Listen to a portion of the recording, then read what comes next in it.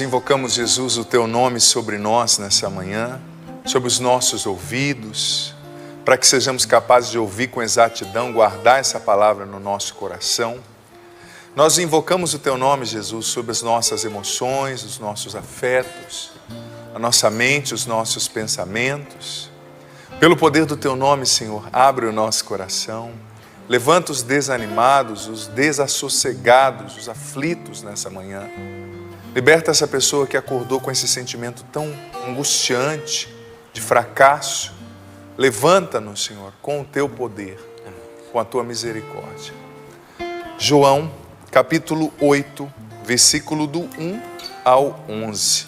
João, capítulo 8, versículo do 1 ao 11. Jesus foi para o Monte das Oliveiras.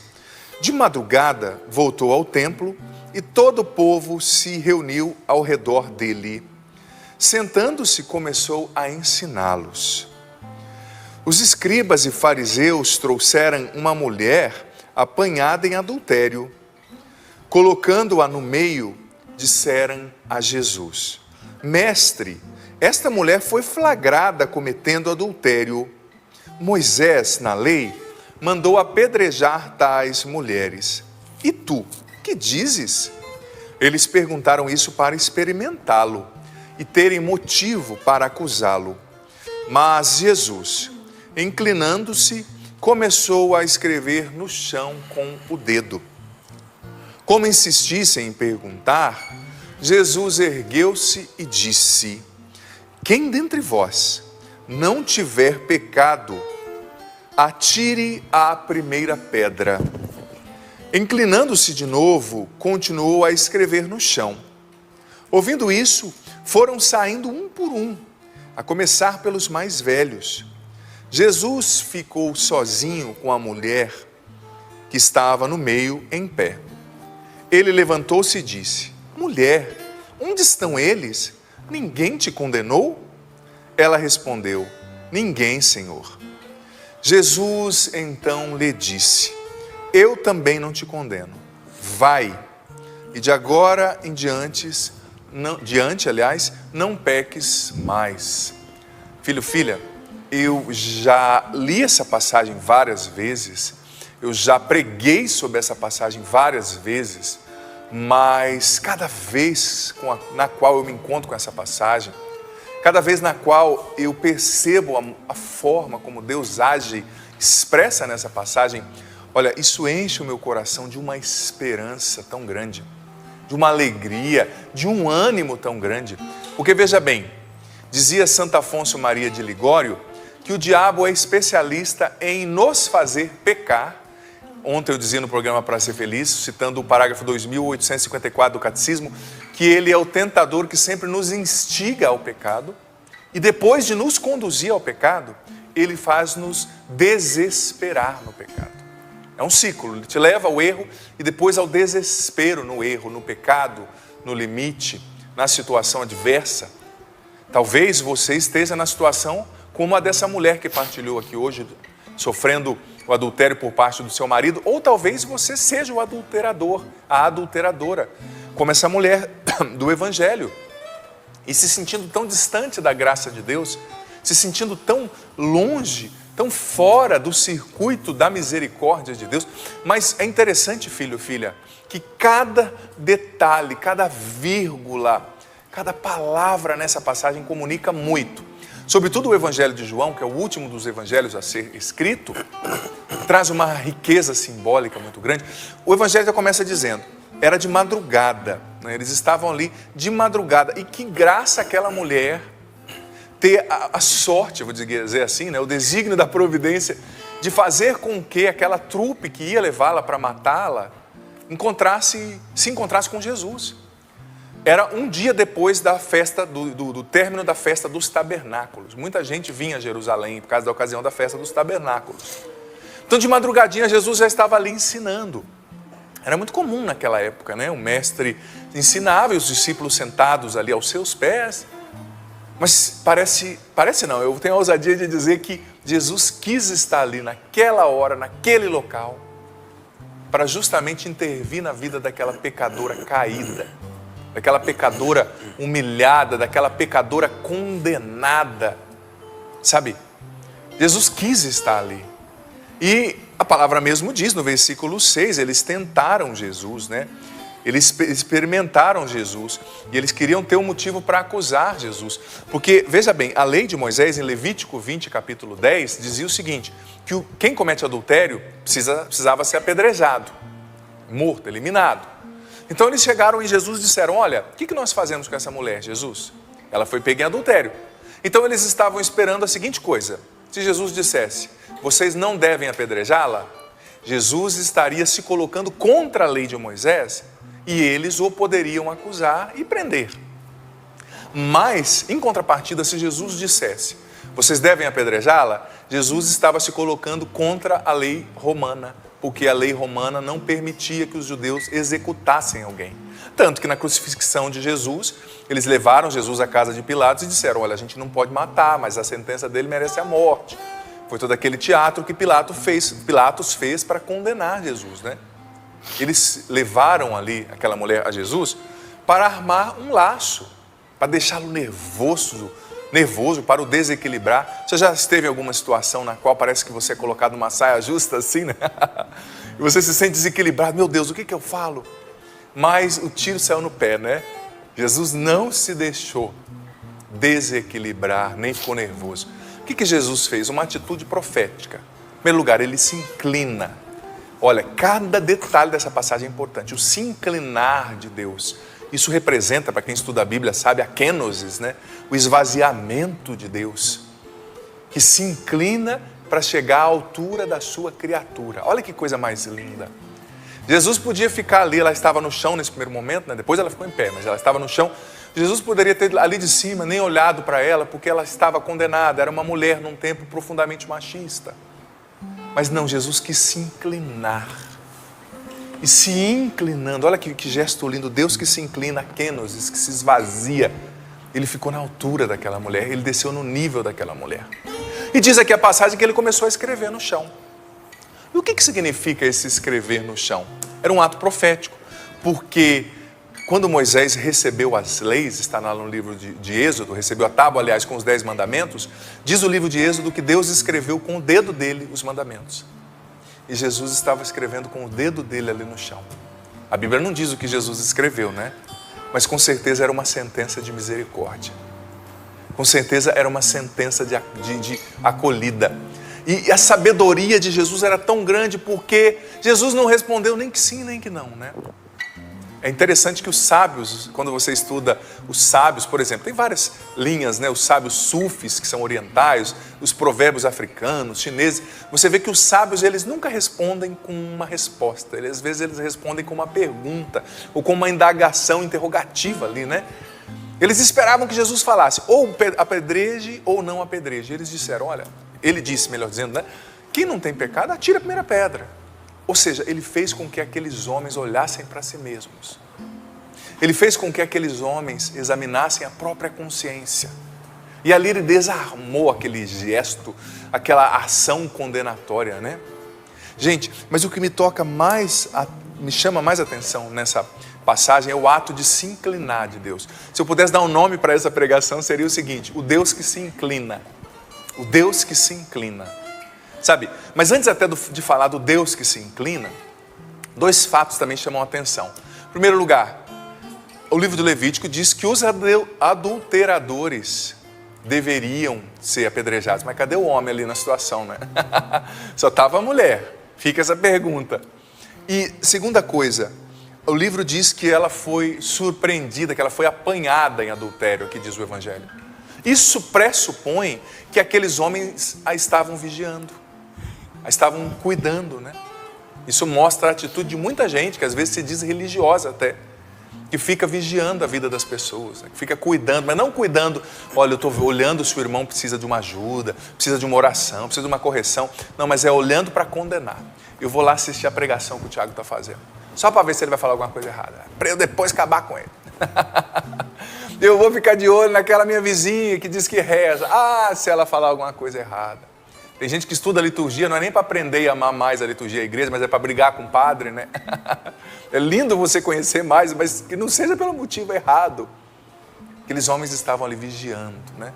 E a gente tem que tomar um cuidado, porque hoje, com o advento das redes sociais, nós facilmente nos tornamos juízes de muitas coisas, né? Juízes. Nos achamos no direito, filho, filha, de condenar, de julgar, de definir as pessoas, né? Muitos de nós, esse sentimento ali dos fariseus, traduzem os sentimentos de muitos de nós. Parece que gostamos, né, de atacar, parece que gostamos, sabe, de expor a fraqueza dos outros. Parece que expondo as fraquezas dos outros, muitas vezes a gente se esquece das nossas próprias fraquezas, dos nossos próprios limites, né? Mas Jesus sempre faz com que nós nos olhemos a nós mesmos, nos examinemos. E a sentença de Jesus é sempre uma sentença de misericórdia. Claro, ele não foi condescendente com o pecado. Ele disse, não peques mais. Mas ele acolheu aquela pecadora. Ele acolheu, ele se inclinou. Sabe? É muito forte isso. Deus que se inclinou para levantar a criatura, para levantar o ser humano. Eu digo para você, filho, filha, eu não sei o que você está vivendo hoje. É você mesmo, você. Eu não sei se você está lutando para vencer um pecado, se você está lutando porque se sente distante de Deus e tem repetidamente cometido o que Deus te diz para não cometer, o que você sabe que é mal. Eu não sei se você se sente humilhado, fracassado talvez, você faliu, você não tem dinheiro para pagar suas contas. Eu não sei se você se sente fracassada como esposa, como esposo, como religioso, como sacerdote. Eu não sei se você está lutando hoje com uma depressão, com uma ansiedade que parece que vai tomando conta das suas emoções, dos seus pensamentos, você não consegue reagir. Eu não sei qual é o teu cenário. Ou talvez você esteja bem, vivendo bem, mas o que eu tenho certeza é que pela força dessa palavra proclamada, como nos ensina o Padre Jonas Abib, o Monsenhor Jonas Abib, aqui na Canção Nova, nosso Pai Fundador, pelo qual nós estamos rezando, pela força dessa palavra proclamada, isso aqui está acontecendo na sua vida. Hoje o Senhor está se inclinando até você. Hoje o Senhor está descendo no seu nível para te olhar nos olhos. O Senhor está mostrando nessa passagem o que Jesus disse para essa mulher. Quando Jesus perguntou, ninguém te condenou, acho que ela ainda estava, tadinha, armada ali pensando, ninguém me condenou, mas agora ele me dá uma pedrada fatal na testa. Jesus já respondeu para ela, filha, calma, eu também não te condeno, né? Eu também não te condeno. Jesus estava revelando o quê? Que ele não veio como juiz. Ainda não. Na parousia, nos ensina a Escritura, ele virá como juiz para julgar. Mas agora ele veio como advogado, como intercessor, como salvador. João capítulo 3, a partir dos versículos 15. Eu não vim para condenar o mundo, mas vim para salvá-lo. João falando de Jesus, né? Jesus não veio para condenar o mundo, mas para que o mundo seja salvo por ele. João 3, capítulo 3 de João é fantástico. Sabe? Ele não veio como juiz, ele veio como intercessor. E é interessante, tem uma passagem da Suma Teológica de Santo Tomás de Aquino, explicando esse ser intercessor de Jesus, que eu acho fantástica. Linda, linda, linda. É assim, Santo Tomás explica que Jesus quis conservar suas chagas depois da ressurreição, para que todas as vezes que um pecador caísse, por exemplo, vou dar o exemplo do Tiago que está mais perto de mim, o Tiago caiu numa situação difícil, num pecado, Jesus, à destra do Pai, à direita do Pai, ele vai dizer assim para o Pai, Pai, olha para a situação do Tiago a partir da minha chaga, olha para o pecado do fulano a partir do meu lado aberto, a partir da minha cruz, a partir do meu sacrifício de amor, porque eu morri para perdoar o pecado dessa pessoa. Eu morri para absolver, para ressuscitar, para restaurar, para redimir essa pessoa. Olha que coisa linda. Todas as vezes que eu e você estamos no chão, mais uma vez eu digo, não é que Deus quer que a gente fique no chão, que virou festa, vamos continuar pecando. Não, não é isso. Jesus disse, vai, não peques mais, lute contra o pecado. Mas todas as vezes que eu e você nos sentimos incapazes, insuficientes, e é ou não é que existem muitas situações, filho, filha, nas quais parece que eu e você não temos força, não temos energia, não temos capacidade, sabe, de reagir, de corresponder ao que se espera da gente. A gente se sente tão aquém, olhando para o que a gente é e o que a gente deveria ser. Existe um hiato, um buraco entre o padre que eu vejo, eu acontecendo, e o padre que eu deveria ser. Mas nessas situações, Jesus lá diante de Deus, ele diz o teu nome: Tiago, Valdênia, Ana, Sebastião, né, vulgo Sapo, Flávia, Joana, Francisca, Pedro, José, Cláudia, Agenor. Ele diz assim: Pai, é pelo Tiago. Olha o Tiago a partir da chaga aberta no meu pulso. Olha o Tiago, Pai, a partir do meu lado aberto, de onde jorra sangue e água. Jesus não quer te condenar, não quer me condenar. Ele veio para nos salvar. E diga-se de passagem que quem se condena somos nós mesmos, né? Quando nós escolhemos o mal, quando nós somos obstinados no mal. Mas Jesus, ainda ele não veio como juiz, ele vai vir. Ou o dia que nós morrermos, passarmos desse mundo, naquilo que o catecismo chama de juízo particular, ali nós já nos encontraremos com um Senhor juiz. Mas nós estamos no tempo da misericórdia. Nós estamos no tempo da redenção.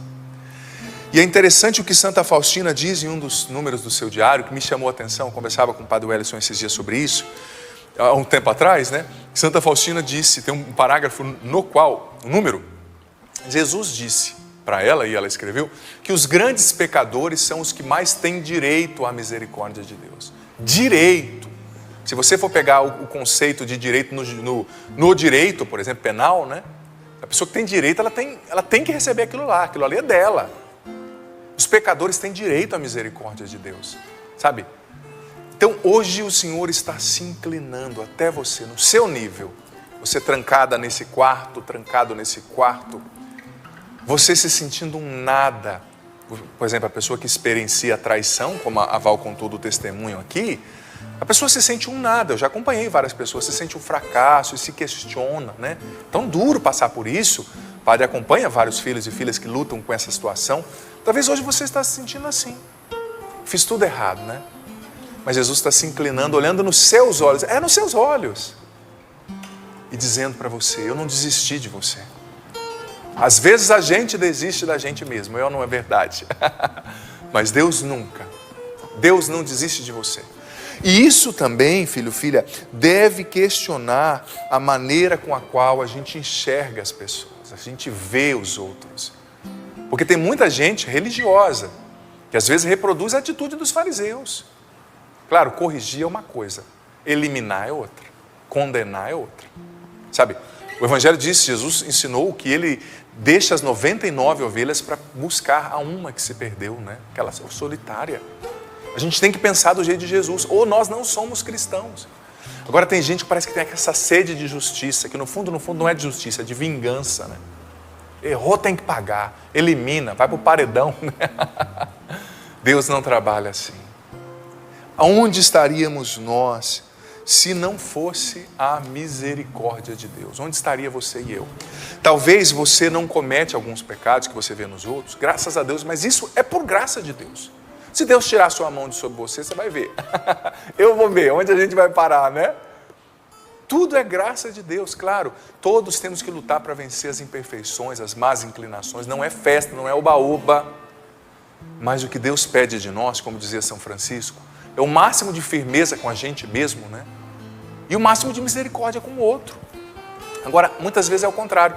O máximo de firmeza, de exigência com o outro, e o máximo de condescendência comigo mesmo, de autoindulgência, né? Ah, não, padre, sabe o que é? Eu continuo pecando, é que quando eu tinha 3 anos de idade eu queria um ovo da Páscoa e não ganhei, né?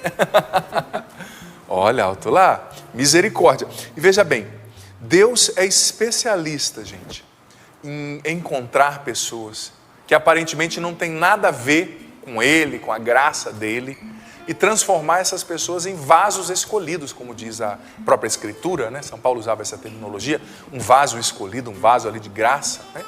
Deus é especialista, sabe? E a misericórdia de Deus, uma coisa que a gente tem que ter na cabeça, na mente, ela não cabe na nossa cabeça, ela vai além. O próprio exemplo disso era São Paulo. Quem olhava para São Paulo via naquele homem alguém com o qual Deus não queria nada, não quereria nada, né?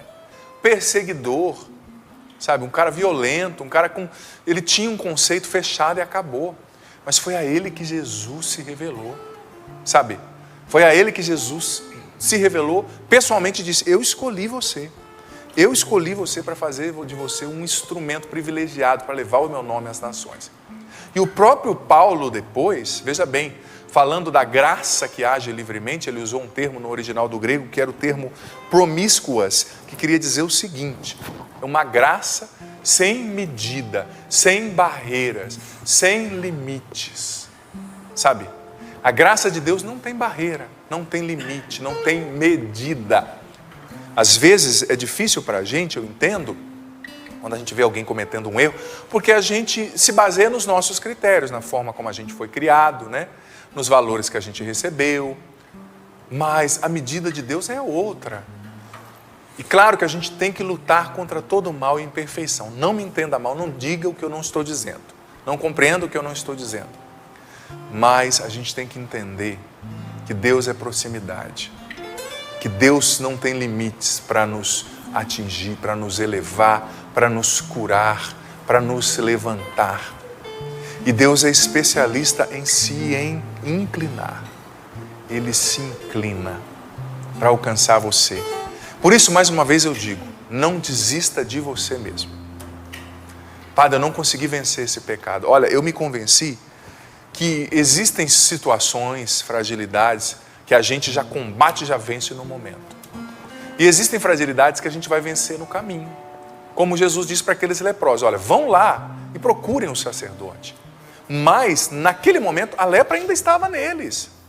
Mas eles tiveram que caminhar, andar, e no meio do caminho a lepra foi desaparecendo, a purificação foi acontecendo, sabe?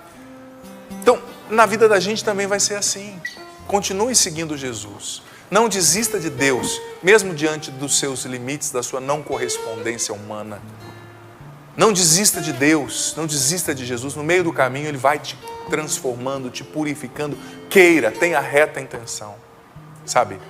E é interessante que a gente aprende com a Sagrada Escritura que Deus, não existe lugar no qual Deus não nos possa alcançar, né? O Salmo 138, por exemplo, que é belíssimo, que é um hino, bem dizer, assim, de tanta coisa fantástica, ele diz: olha, Senhor, se eu estou nas profundezas do abismo, nas profundezas do mar, onde não tem nem quase vida, né?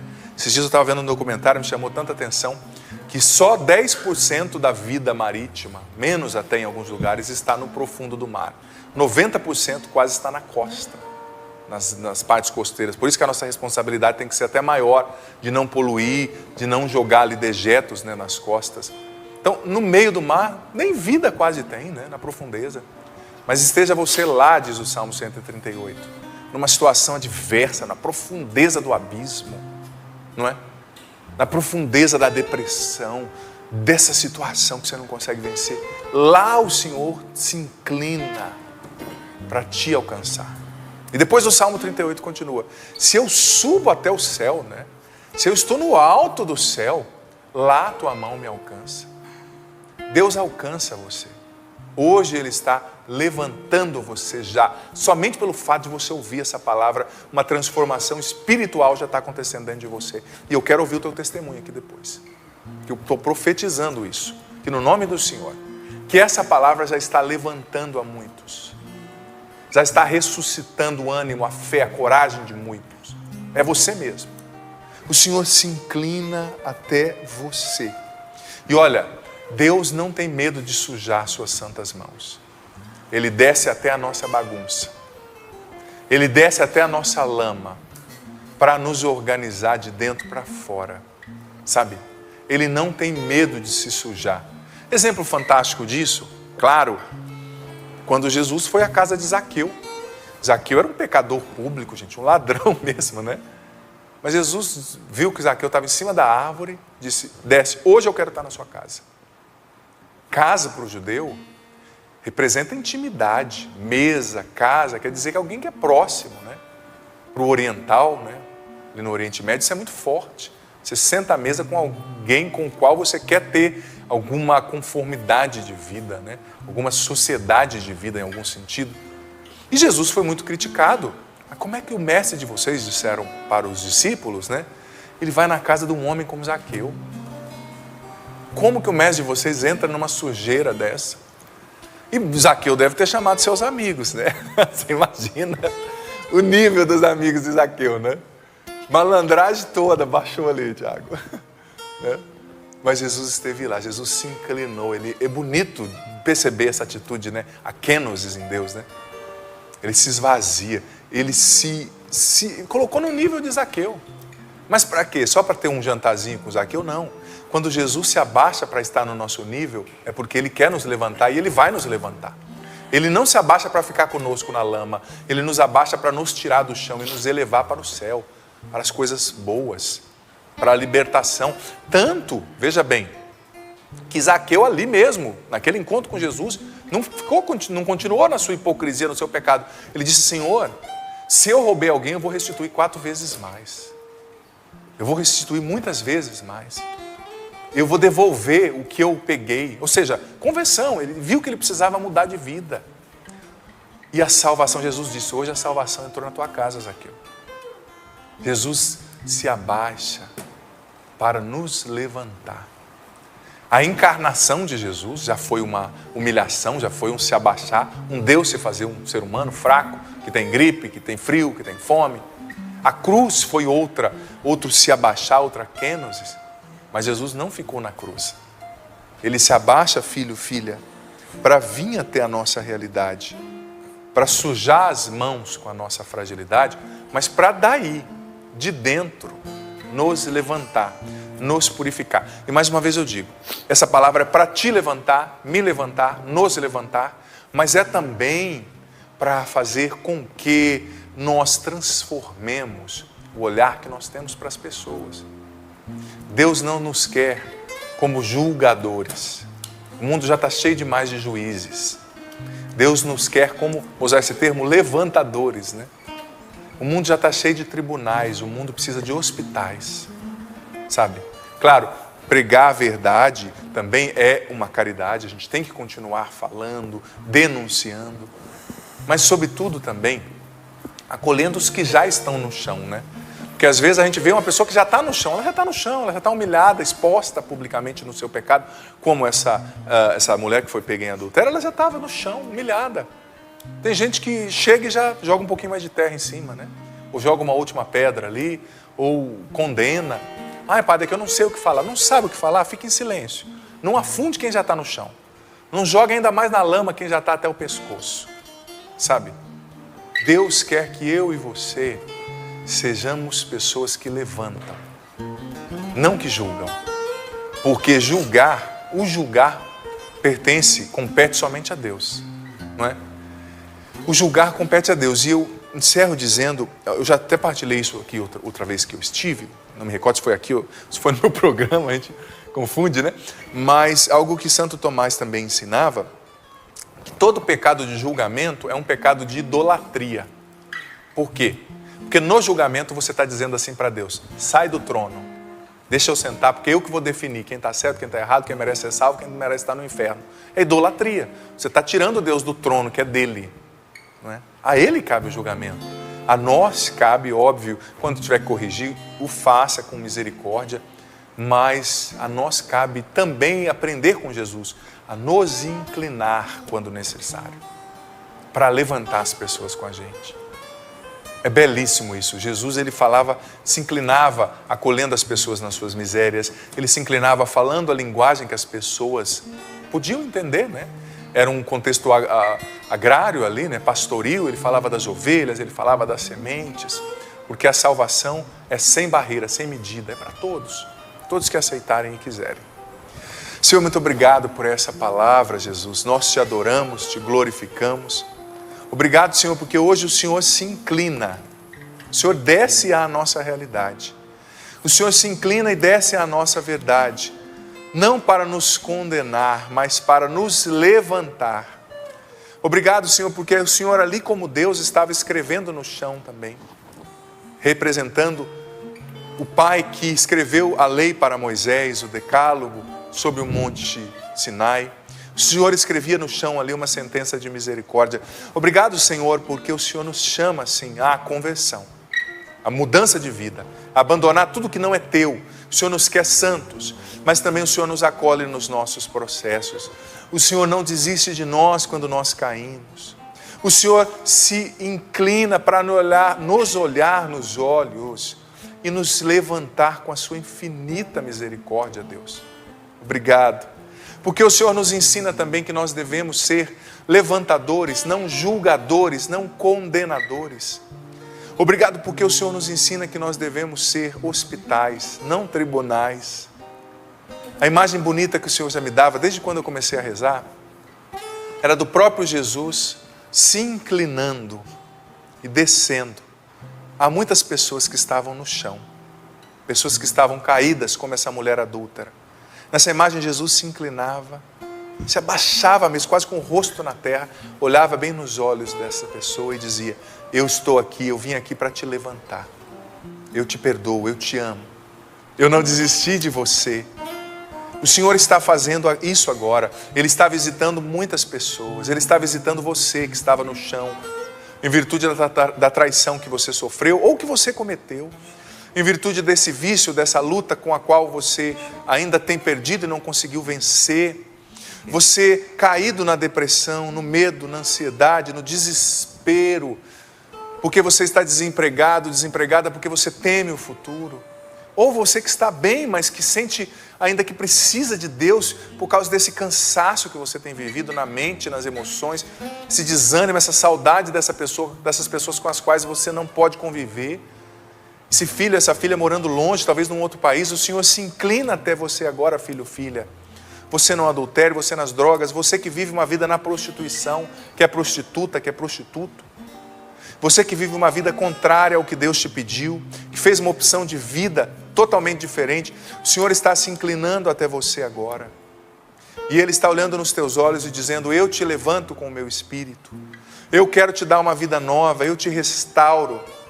Busque a confissão o quanto antes. Busque abandonar esse pecado, fechar as brechas e vá para frente. O Senhor se inclina até você. O Senhor está se inclinando agora até pessoas que estavam muito cansadas.